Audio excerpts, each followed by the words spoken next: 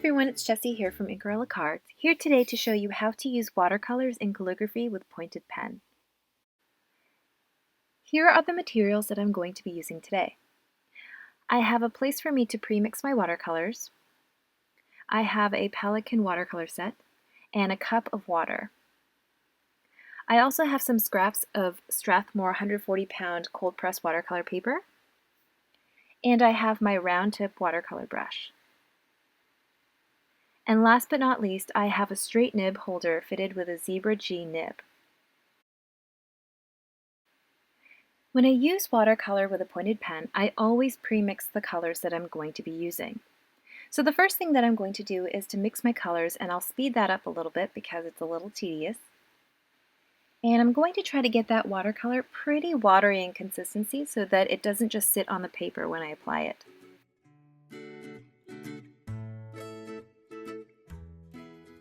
Now to transfer the watercolor onto the nib, I use the brush and brush it onto the nib like so. And I also tap off any excess watercolor that's on the nib, because if I don't, the watercolor spills onto the paper and then I'm left with a huge ink blob. As usual, I'm going to write my test phrase, which is hello. And you can't tell right now, but as it dries, you'll see that I made the watercolor pretty translucent. So I'm going to speed this up a little bit, and you can see the process that I use of applying the watercolor onto the nib little by little between my strokes. And you can see that I switched colors partway through the word. Here's the phrase all written out, and you can see the nice gradient of color from the blue to the purple. Here I'm going to be mixing more colors so that I can do that again with a lot more color combinations.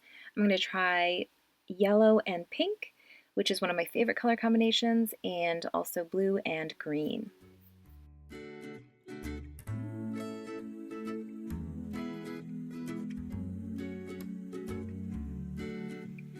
So here I'm going to finish that phrase out with darling, so that says hello darling.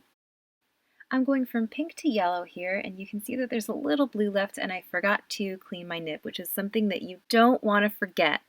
And in the end it didn't really matter, but it's just a good habit to get into. So here's the completed lettering, and it's still drying, but you can see the nice gradient effect from the pink all the way to the yellow. While I let that dry, I'm going to experiment with two colors that I have, going from one color to another and then back. So here I'm going to start with a blue, then I'm going to transition to green, and then go back to blue. And it's going to create these cool teal colors in between. So I'm actually going to let this one play out in real time so that you can see how long it takes to apply watercolor between strokes. You can also see how I mix the two colors during that transition between watercolors.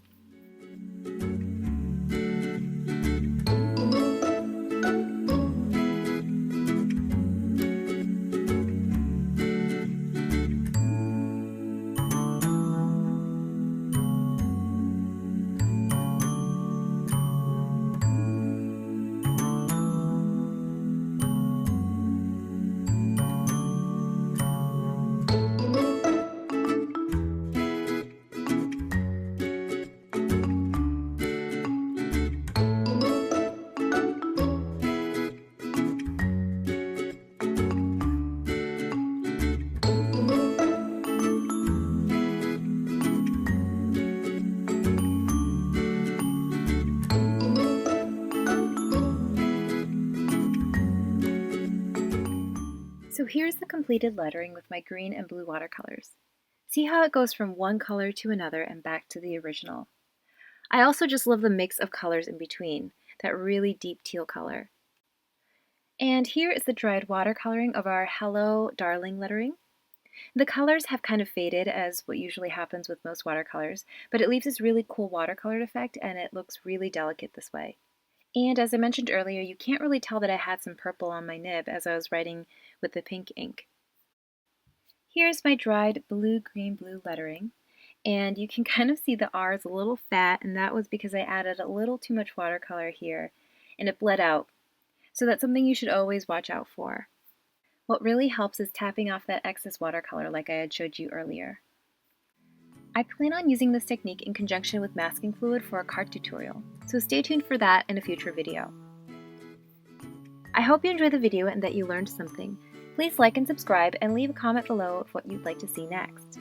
You can follow me on Instagram at InkGorillaCards and check out my website at www.inkgorilla.com. Thanks for watching!